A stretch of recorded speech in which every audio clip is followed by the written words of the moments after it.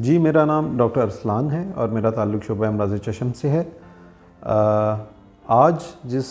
चीज़ के ऊपर थोड़ा सा हम फोकस करेंगे और एक एजुकेशनल या इंफॉर्मेटिव वीडियो जो मैं आपके साथ शेयर करूँगा, वो एक बहुत ही कॉमन मसले के बारे में है जिसका आप सबके नॉलेज में होगा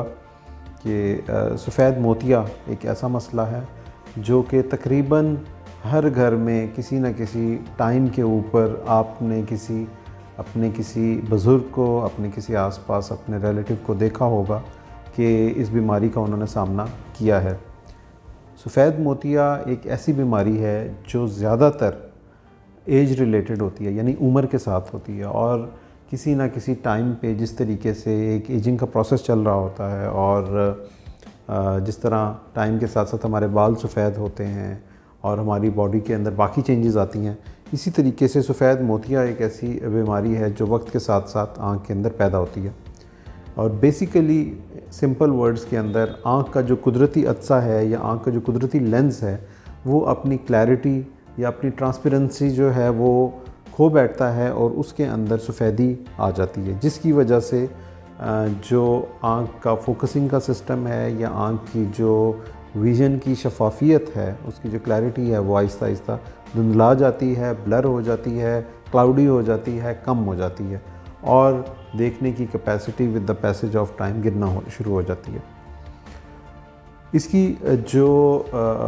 बेसिक वजूहात हैं वो जिस तरह मैंने भी आपको बताया, उसमें एज सबसे इम्पॉर्टेंट फैक्टर है, लेकिन मौजूदा टाइम के अंदर इस वक्त के अंदर कई और ऐसी चीज़ें हैं जिस तरीके से सफ़ेद मोतिया रिलेटिवली यंग लोगों के अंदर भी अब देखने को मिलता है। इसमें सबसे जो कॉमन चीज़ है वो है कि शुगर से रिलेटेड जो प्रॉब्लम्स हैं उसमें सफ़ेद मोतिया भी आता है और कई ऐसी बीमारियां हैं जो कि यंग एज के अंदर, जिस तरह यूवेइटिस या जिस्म में जो कई दफ़ा इस तरह की सोजिश पैदा होती है जो आँख को मुतासिर करती है और साथ ही सफ़ेद मोतिया भी पैदा कर देती है। और कई मेडिसिन्स ऐसी हैं, स्टेरॉइड्स का इस्तेमाल वक्त के साथ साथ कई बीमारियों में और या वैसे भी कुछ ज़्यादा हो गया है, इसकी वजह से भी सफ़ेद मोतिया आँखों में पैदा होता है। और अब हमने ये देखा है कि छोटे बच्चों के अंदर, जिसको हम कंजेनिटल कैटरेक्ट कहते हैं, पैदाइशी तौर के ऊपर भी सफ़ेद मोतिये की मौजूदगी जो है वो अक्सर देखी जाती है। तो ये कुछ मेन वजूहात हैं जिनकी वजह से सफ़ेद मोतिया पैदा हो सकता है। जो सफ़ेद मोतिया है इसकी अलामात में इस बारे में एक चीज़ जो है वो बहुत अहम है और डेली बेसिस पर जब सफ़ेद मोतिये से रिलेटेड हम अपने पेशेंट्स को देखते हैं तो ये चीज़ मैंने महसूस की है कि लोगों के जहन में एक मिसकॉन्सेप्शन है कि सफ़ेद मोतिया आँख के अंदर क्या क्या अलामात पैदा कर सकता है। जैसे कि जो सबसे ज़रूरी बात है, और मैं हमेशा अपने पेशेंट्स को ये चीज़ मेंशन करता हूँ कि सफ़ेद मोतिया आँख में सिर्फ़ और सिर्फ धुंधलाहट या नज़र की कमी को पैदा कर सकता है। इसके अलावा अक्सर पेशेंट्स के जहन में ये चीज़ आ जाती है कि आँख में जो भी प्रॉब्लम हो रहा है वो शायद सफ़ेद मोतिये की वजह से है। ऐसा नहीं है। सफ़ेद मोतिया आँख में सुर्खी, दर्द, इरिटेशन, पानी का आना या वाटरिंग,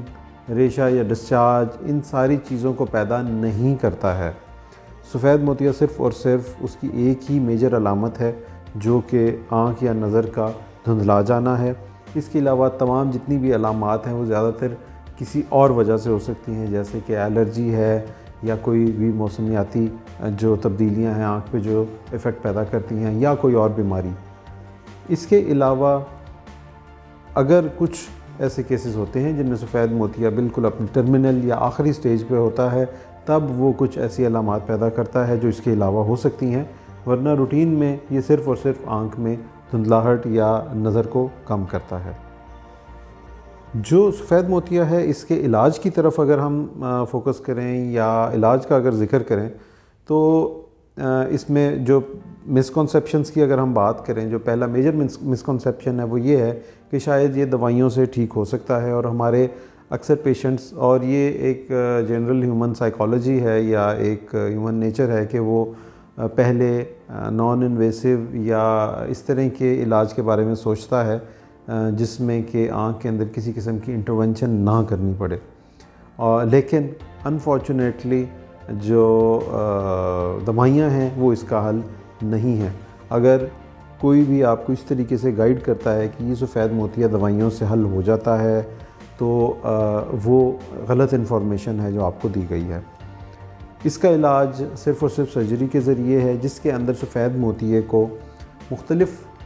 तरीक़े हैं जिनसे आँख से रिमूव किया जा सकता है। और उसके बाद जो मसनूई लेंस है या आर्टिफिशियल लेंस या इंट्राओक्युलर लेंस IOL जिसको कहा जाता है, वो आँख के अंदर इम्प्लांट किया जाता है और उससे कुछ दिनों के अंदर आपकी नज़र काफ़ी हद तक बहाल हो जाती है या तकरीबन मुकम्मल बहाल हो जाती है, बशर्ते कि आँख में मज़ीद कोई बीमारी या प्रॉब्लम मौजूद ना।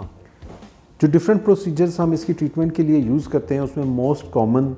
जो तरीका है वो फेकोइमल्सिफिकेशन कहलाता है, जिसके अंदर और इसको आम तौर पे लोग लेज़र सर्जरी भी कहते हैं।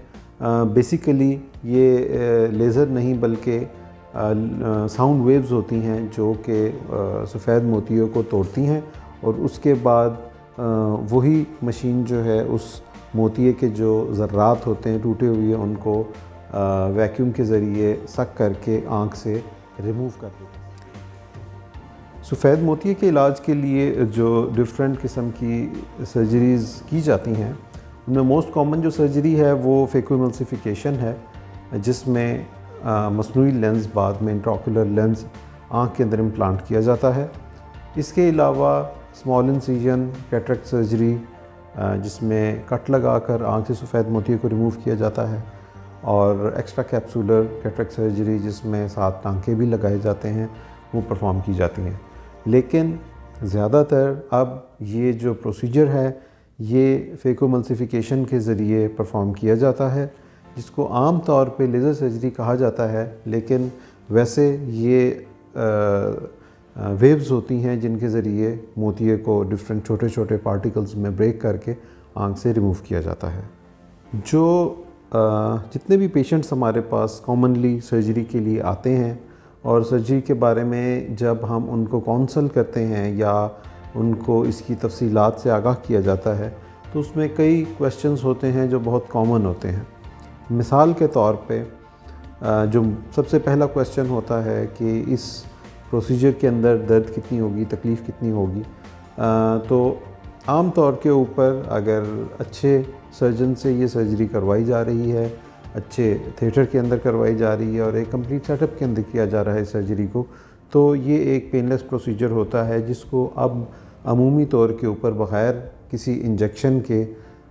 मसनूई जो आपके जो ड्रॉप्स हैं, जो कतरे हैं, उनके ज़रिए आँख को सुन करके परफॉर्म किया जाता है। इसके अलावा जो दूसरा मेजर कंसर्न होता है कि इसमें रिज़ल्ट्स क्या होंगे। जनरली इसके अंदर तकरीबन आपकी मुकम्मल विज़न जो है वो रिकवर हो जाती है और जो विज़न की रिकवरी है वो 100% तक भी हो सकती है। कई दफ़ा उसमें हमें थोड़े बहुत जो ग्लासेस हैं वो लगाने पड़ सकते हैं। ये डिपेंड करता है कि हमने कौन से लेंसेज चूज़ किए हैं सर्जरी के लिए और इसके बारे में पेशेंट को मुकम्मल तौर पे हम आगाह करते हैं, बताते हैं कि उसके पास लेंसों की क्या क्या चॉइस मौजूद है। तीसरी जो मेजर चीज़ है वो होती है कि जो रिकवरी है उस दौरान में क्या क्या एहतियाती तदाबीर पेशेंट को करनी पड़ेंगी। इस बारे में मैं यहाँ ये चीज़ बताता चलूँ कि बहुत ज़्यादा मिसकॉन्सेप्शंस पाए जाते हैं कि पेशेंट को अंधेरे कमरे में बंद कर दिया जाता है, उसको काला चश्मा पहना दिया जाता है, उसको बेड से उठने नहीं दिया जाता है और मिर्चों वाली या इस तरह की ग़िज़ा जो है उससे उसको रोका जाता है। ये तमाम चीज़ें आपको मैं यहाँ ये चीज़ ख़ास तौर पे बताता चलूँ कि इन चीज़ों का ताल्लुक़ नहीं है बिल्कुल भी आँख की हीलिंग के साथ, या अब जिस तरह की सर्जरी परफॉर्म की जाती है उसमें ये चीज़ें मुकम्मल तौर पर गैर ज़रूरी हैं। अमूमी तौर पर सर्जरी के बाद कुछ बेसिक सी एहतियात वो ज़रूरी होती है, जिसमें आँख में पानी से आँख को कुछ अर्सा बचाया जाता है और आँख पे कोई फ़िज़िकल प्रेशर ना आने दिया जाए तो बेहतर है। और किसी किस्म की डस्ट वगैरह से आँख को बचाया जाए। तो इस तरह की एहतियातें काफ़ी होती हैं, और वो भी सिर्फ़ चंद दिनों के लिए, ना कि महीनों के लिए। इसके अलावा सर्जरी के बाद कुछ अरसा, तकरीबन 1 मंथ तक या 1 महीने तक, आप कुछ कतरे होते हैं जो अपनी आँखों के अंदर इस्तेमाल करते हैं ताकि इसको इस दौरान में इन्फेक्शन या किसी और मसले से बचाया जाए और आँख की हीलिंग अच्छे तरीके से हो सके और आँख अपनी नॉर्मल पोजीशन में आए। इसके बाद 1 महीने के बाद हम अपने पेशेंट्स को नज़दीक की ग्लासेस अगर उन्हें ज़रूरत है, और दूर की ग्लासेस अगर उन्हें ज़रूरत है, तो वो प्रेस्क्राइब की जाती हैं, और आम तौर पे इसके बाद ये प्रोसेस कंप्लीट हो जाता है। आपकी हेल्प और रहनुमाई के लिए हम अपनी सर्विसेज जो है वो प्रोवाइड कर रहे हैं, और इसके लिए आप स्क्रीन पे दिए गए नंबर, नीचे दिए गए लिंक या किसी भी ज़रिए से जो आपको इन दोनों में से मुनासिब लगे, हमसे रब्ता कर सकते हैं, हमसे अपॉइंटमेंट ले सकते हैं, या कोई भी गाइडेंस जो आपको चाहिए हो। Thank you.